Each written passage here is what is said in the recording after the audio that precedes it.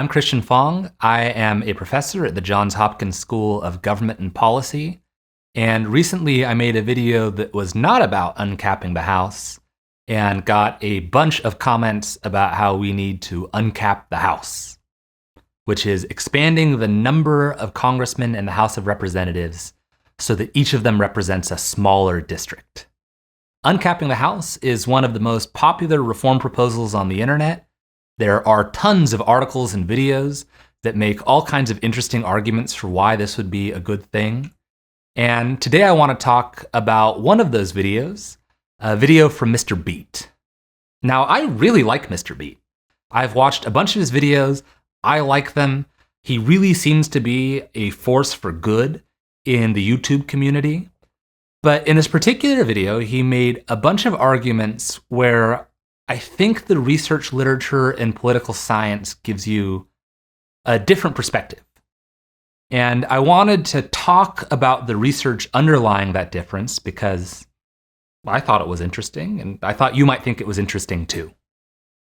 So let's go ahead and dive right into his analysis of the problem. So when districts get too large, access declines. And when access declines, accountability weakens. When we're talking about accountability, we're usually talking about the capacity of voters to reward politicians for doing good things and punish politicians for doing bad things. And the most important prerequisite for accountability is that voters need to know what their representatives are doing in Washington. Typically, we don't think of access as an important ingredient for accountability. Access is the ability to get in and talk to politicians. And talking to politicians is usually not a great way to learn about their record because they're trying to get reelected. They're going to tell you whatever it is they think you want to hear, and they're going to try to avoid saying anything that would make you unhappy. Now, there are certainly exceptions to that rule, but that's going to be the general trend. Instead, when we think about accountability, we're typically focused on the media. Because in an open society, it's the media's job to tell you what your politicians are doing in Washington. And there's some interesting research that suggests that uncapping the House might actually make it harder for the media to do that job.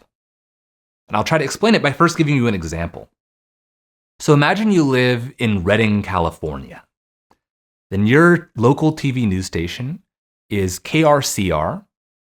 And if you watch KRCR, you almost certainly live in California's 1st congressional district, which means that your representative is James Gallagher. So if you're a producer at KRCR and you're thinking about running a story on James Gallagher, you can be confident that that's going to be relevant to basically everyone watching because they're all James Gallagher's constituents. Okay, now imagine that you live in my hometown, Sacramento, California. In Sacramento, the local TV news station is KCRA. And if you watch KCRA, your congressman might be Kevin Kiley, or Tom McClintock, or Doris Matsui, or Ami Bera, or Josh Harder, or maybe even Adam Gray. And so if you're a producer at KCRA, you're deciding whether you want to run a story that talks about one of these congressmen, you've got to remember that that's not going to be relevant to like 80% of your viewers because that's not their congressman. So whose voters do you think are going to be better informed about what their congressman is doing? James Gallagher's or Doris Matsui's? Well, obviously James Gallagher's because he gets basically his own private TV station, whereas Doris Matsui has to share hers with 5 other congressmen. Now, the research that supports this is a paper by Jim Snyder and David Stromberg. What they show is that as you jam more congressmen into a given media market, the amount of coverage that newspapers in that media market devote to each of those congressmen decreases. And then the really interesting part is that they show that this undermines accountability. Congressmen in crowded media markets do not work as hard and are more likely to vote the party line than congressmen in less crowded media markets. And what's so exciting about this Snyder and Stromberg paper, and a big part of the reason why I used to teach it in my first year PhD seminar, is that it is an essential piece of the puzzle for understanding how it is Congress got so polarized and why we feel so disconnected from our members of Congress. We have moved over the last 50, 60 years from a media ecosphere in which we get large amounts of news from local newspapers and local TV stations to a media diet in which we get almost all of our news from big national cable news channels and from the internet. And you can think of this transition as jamming all 435 congressmen into a single, very crowded, very competitive national media market.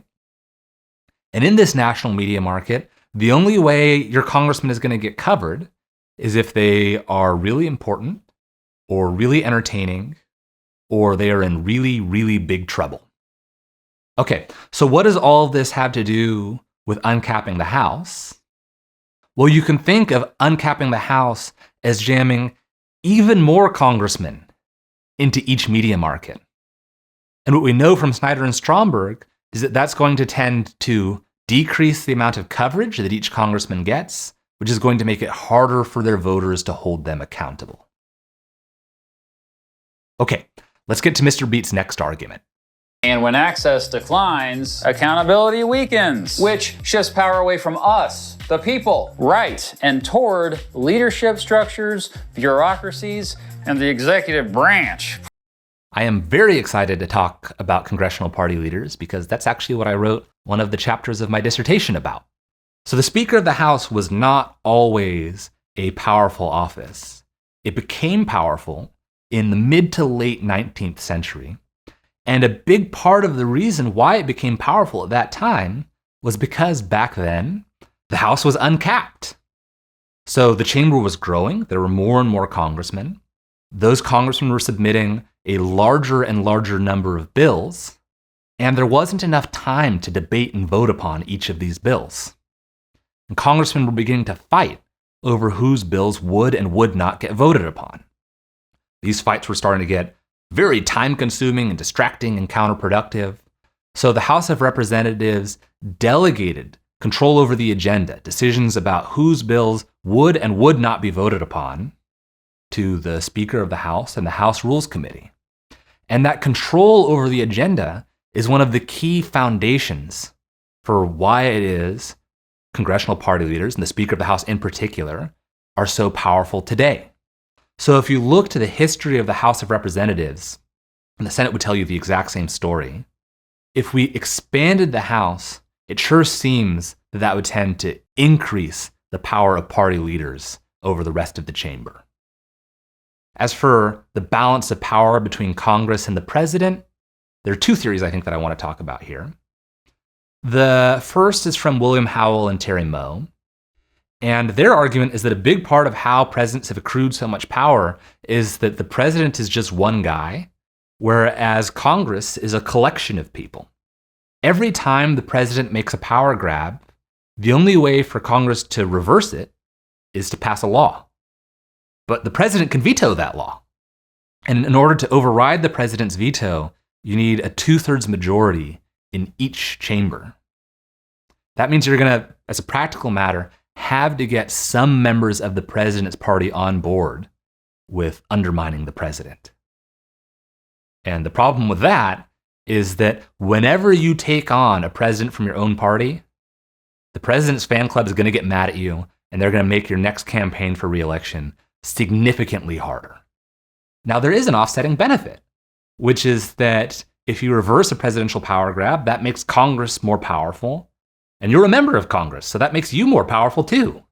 But the problem is that in the House of Representatives, there are 434 other congressmen.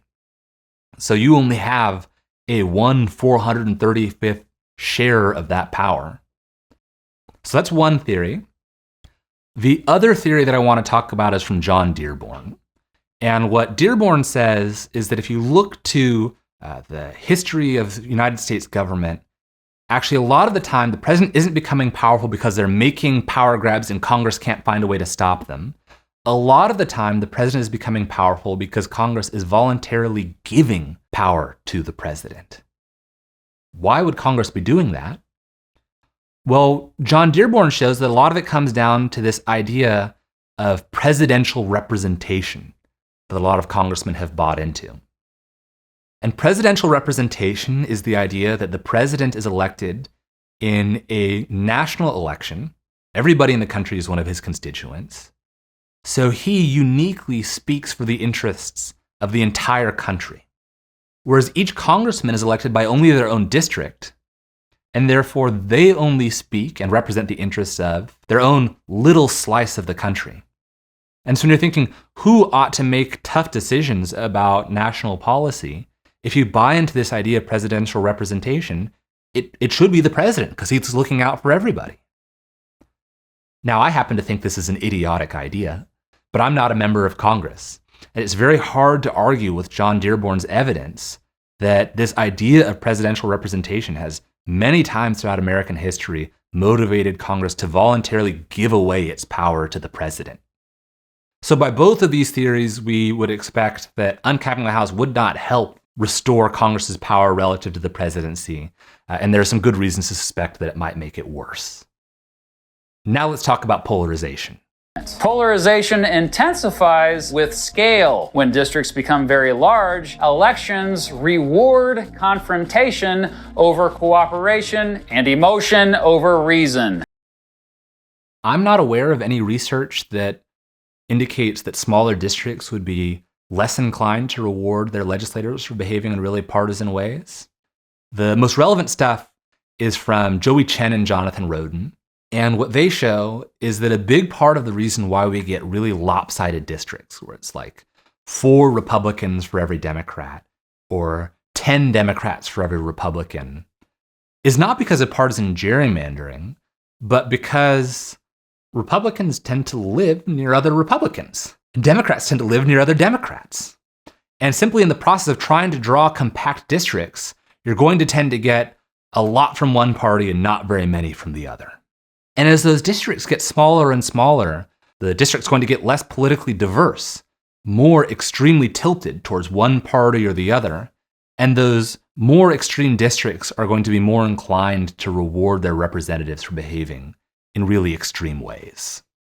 Now, there is a sense in which I think that polarization increases with scale, but it's not the scale of the district, it's the scale of the legislature.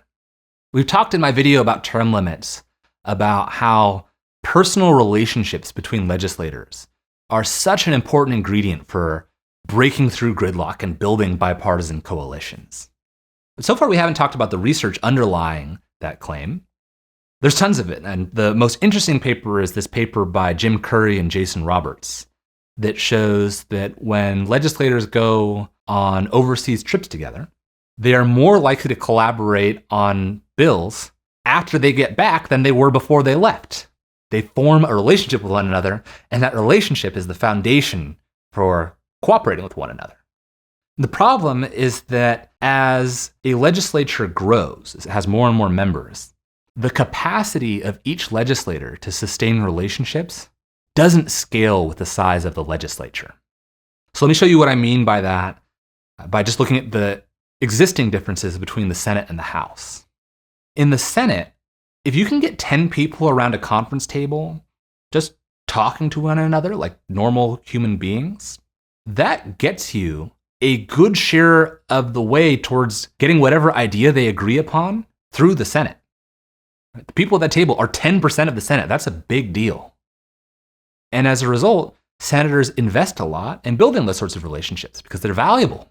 But in the House of Representatives, if you get the same number of people, 10, around a table, and you can get them all to agree, congratulations, you're 1/43 of the way there. That's 3% of the House. It's not going to make nearly as big of a difference. And as a result, members of the House of Representatives tend not to rely as much on this kind of bottom-up relationship-based legislating. They do some of it, but not as much as they do in the Senate. And they tend to rely more on party leaders to articulate proposals and build coalitions for them and get those bills through the House. And party leaders have the least incentive of anyone to build bipartisan coalitions, because if you're the Speaker of the House, the way you stay Speaker of the House is ensuring that your party remains the majority party, right? You have to view members of the other party as competitors, not as potential collaborators. So what does this have to do with uncapping the House? Well, uncapping the House makes the legislature even bigger. So now instead of those 10 people around a conference table representing 3% of the legislature, you represent 1.5% or 1% of the legislature.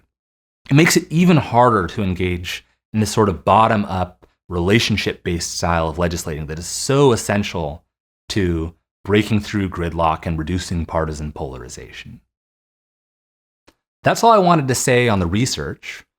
But before we wrap up, I think we should talk a little bit about what is the role of political science and of political scientists in a debate over reform like uncapping the House. I think that it is not to tell you that you should support or oppose the reform. I think instead we should focus on trying to tell you, if we enacted this reform, what is our best guess about what would happen based on the evidence that's available to us? In this video, I've talked about how, based on the evidence, I think uncapping the House would tend to reduce the amount of media coverage devoted to each congressman, which could make it difficult to hold them accountable. I think it would tend to centralize more power in the hands of party leaders and the president. I think it would tend to increase polarization by making it more difficult to build bottom-up bipartisan coalitions. Those all might be consequences that might make somebody less inclined to uncap the House. But there are good arguments for uncapping the House that are consistent with what we see in political science.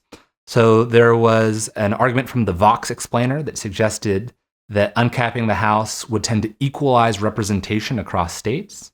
I think that's indisputable.